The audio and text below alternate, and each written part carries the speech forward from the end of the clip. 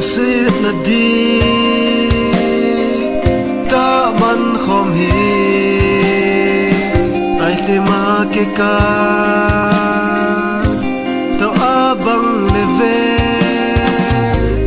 kasilum lai gen avai na home hati na de update nahi dam sung dai di lung ki to in bang de hi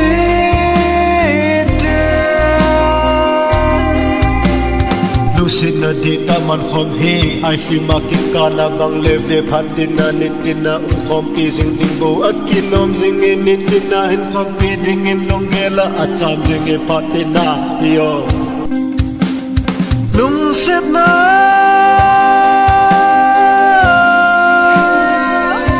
la kang lo heli bang de li te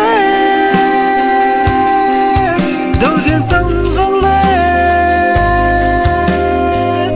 tan ti le da hin dong dong ti na mo lai pa cha bang hi lo va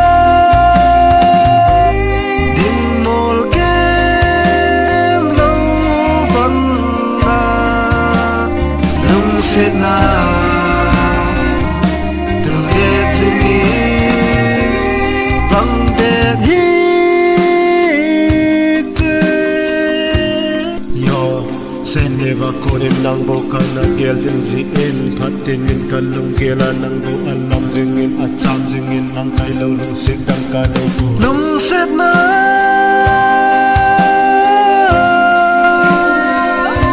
ta kang lo heli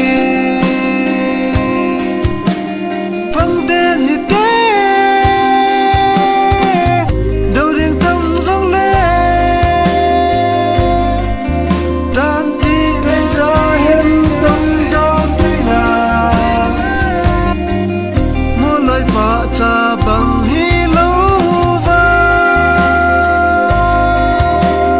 ding mol kem lo bang